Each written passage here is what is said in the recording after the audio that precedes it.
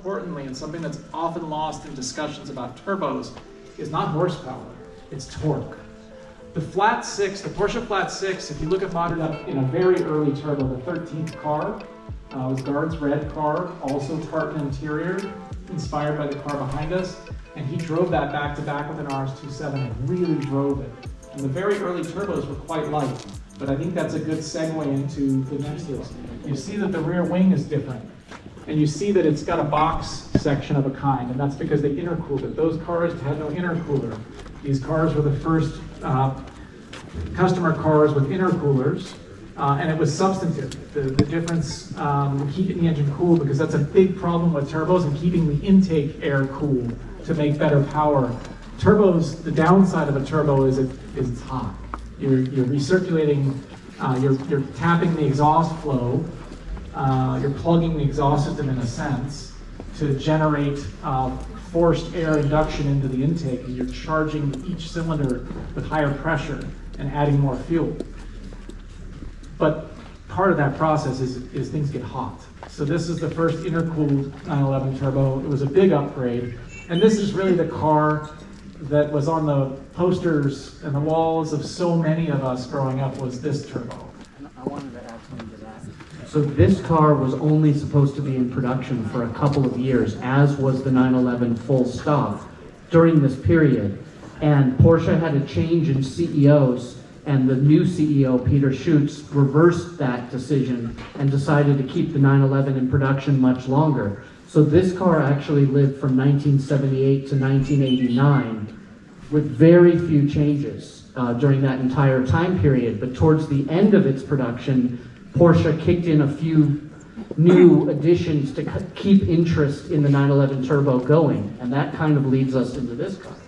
Well, I'm going to let Dirk speak to this a little bit, but this car is referred to among Porsche people as a slant nose. And it's a very nice thing that Tim Pappas, wherever Tim is, has brought the Interscope 935. If you spend some time with the 935 and you spend some time with this, you start to see what's going on here. And I'll let Dirk speak to this particular example. It's just a nice, unique story.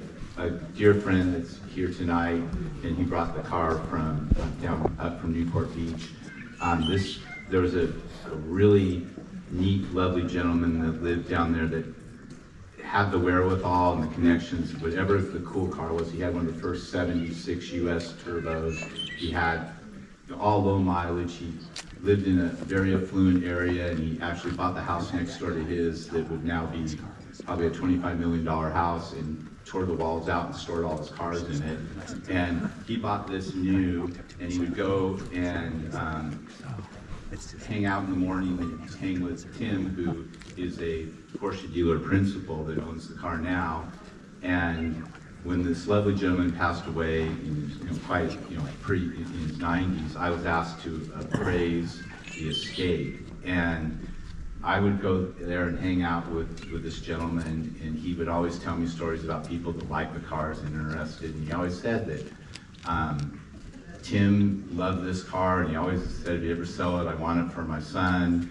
And Timmy's here also. And when I appraised the estate, I kind of wanted to do the right thing for the deceased owner, and I called up Tim and said, bid this and you'll get the car.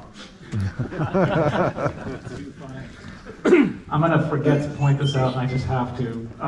This car was special to us when it applied for this evening, because it's on an original blue-yellow plate. How many are born and raised Californians here this evening? And so, blue-yellow plates. I have one on my old car, and Alex does as well. And so I love blue-yellow plates, and this one's plate number is 000ZGZ. And it tugged at my strings, and once we started this, I can't not see it. When I drive through the world, there'll be just random California plates, and they'll be end in zeros, and I just can't not see it. So this had to be here. But this car, I also want to say one other thing. It doesn't get more 80s than this when it comes to 911s. If I think about 80s, it was the 80s Testarossa and the Slant nose. Like this was, video being outrun for the Testarossa, the convertible. And then the slant noses, whether coupes or convertibles. And two things to check out on this that are kind of fun, or I'll just say it's one on either side, is the strakes in the rear fenders. Anybody know what those are made of besides dirt? Wood.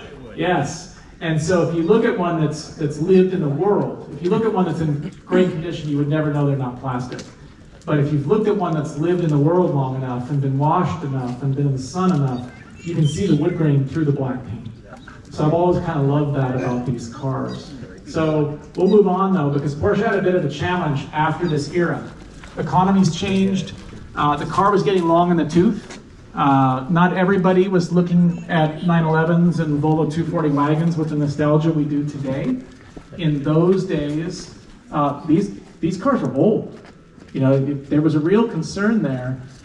As Alex said, this design was basically in production from 1974 to 89, and you really had to know your details to be able to tell the difference.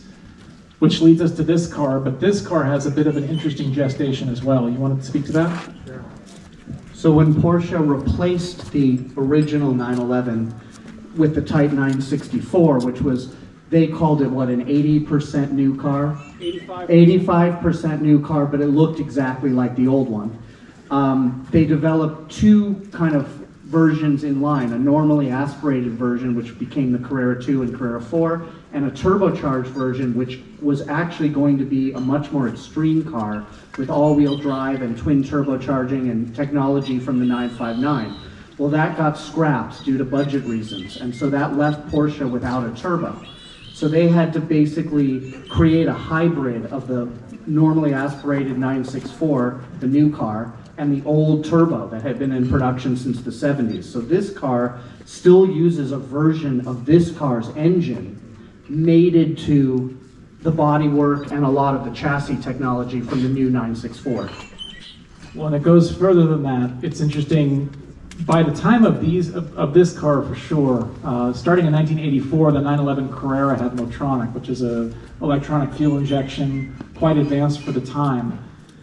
Those cars had CIS injection from the 70s, somewhat archaic, depending on how you want to look at it. I mean, I had a carburetors, but early injection. This car still uses CIS. So it tells you times were tough, and the color of the car is part of that too. Years ago, I was speaking to Harm Lagai, who was hired at Porsche late 80s. And I said, what was your first project? And he said, so yeah, he became the head designer at Porsche. He had been at Porsche in the early 70s, was involved in the Carrera strike we all know from the RS27. And he came back, and he's also involved in the 924 heavily. That's mainly his. It's never one designer, it's always a team, but it was mainly Harm. So Harm comes back, arrives. How many people know what a 968 is? Can you picture that in your mind? All right, okay, we got a knowledgeable crowd. So I asked Harm, I was like, what was your first project? I always like to ask someone at Porsche, what was your first project? You get interesting answers. He says, oh, 968. I said, oh, well, tell me about that. And he said, well, I said, did you do the front? Because it, it was very 993. He says, yes. I said, well, what about the back? He said, no. He said, when I got there, they told me that there was no budget for the back and it was stuck. I could do whatever I wanted with the front, but I had to keep the back. And I said, well, that's why it looks like two different cars. And so the back is the 944 S3 and the front is the 968, which is really the 993. So we started talking about color around 964s. And it's one thing to see cars from the 70s in wild color combinations. But if you think about the 80s, these two actually are perfect for this point. Anthracite, late 70s, 80s, anthracite, black, silver, white. Obviously Guards red was big, but generally speaking, the crazy wild combos of the 70s and 60s have disappeared. There were exceptions, of course. But with 964, you suddenly had mint and ruby stone and all these wild colors. And I asked Harm, and he said, yeah, we had no money. So guess what doesn't cost money? Color. So they started doing wild colors because these were tough times. Porsche hit its absolute bottom in terms of importation in the US. I believe it was around 3,700 cars sold, 1993 or so. So this was a challenge turbo, and yet the cars do drive great. They drive really, really well. But there was also something else going on with 964. Porsche was looking for profit wherever they could find it. And basically there was a period with these 964s where if you could dream it, they would build it as long as you would pay for it. And I'll let Alex speak to that, or Dirk. Well, should we segue to the Turbo S? Because that's a perfect example. So this 964 Turbo S, this was a product of Rolf Springer, who was head of Porsche Exclusive at the time, which was and still is the department that kind of built you your custom Porsche with paint and interior and other things you couldn't get out of the normal option list. And this project was kind of an idea to build, even though the car is badged as a Turbo S, internally they referred to this car as a Turbo RS. And really the idea was to build a lightweight turbocharged 964. And because it came from the exclusive department, yes, it had a lot of lightweight materials, thinner glass, more aluminum, less creature comforts, but it also has a thorough use of leather because it came from exclusive and they had to show off what they could do with exclusive. Want to add to that? Sure. The interesting thing with this car for me, and I'll let Dirk speak to it too, is from a content standpoint, these are ultra rare. The Turbo S, 86 cars, lightweight. I remember as a boy or a kid, teenage kid, seeing this in yellow. It's very unusual to see one in silver. I love the fact that it's silver. They're almost always yellow when I see them in collections, and they look great in yellow. But these cars are basically a turbocharged Carrera RS, in essence. And so they're extremely light for what they are, and I recently was driving a Carrera RS as well as an RS 3.8 964 back-to-back. And the chassis, especially the RS 3.8, which is closer to this with the wide body, the chassis was incredible, but that 3.8, no torque. Like you have to wait for it to wake up. And then I drove a 993 RS after, and this isn't a coming issue, we'll talk about this, but you see why they did Vari-O-Ram. They needed to. The RS3 kind of has a useful wedge of power, and that's it. And I thought, what would this chassis be like with more torque? And the owner said, well, it's that car. And he was right. So this is a remarkably light turbo. It's hundreds of pounds saved. And I would also say from a perspective standpoint, I'm a big believer if Porsche labels it something, I tend to go that way. It's how you keep your sanity in publishing magazines. And I often go by whatever the badge says for style.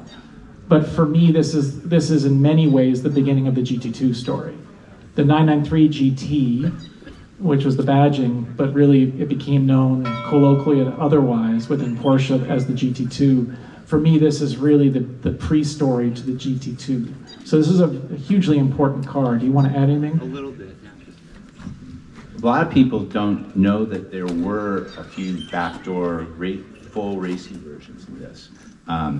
I'm not really sure how it all developed, but Champion Porsche and Brumos Porsche got one, and one year the whole Porsche works in '94 at Daytona showed up when there was a big rule change, and Norbert Singer and company were all wearing like civilian clothes, no uniforms.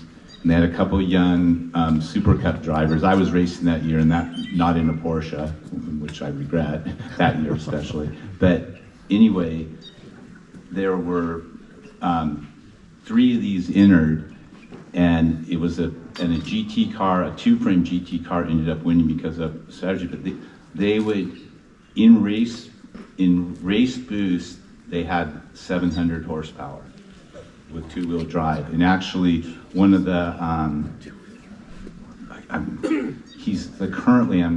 forgetting his name right now, he's currently the Formula One pace car driver.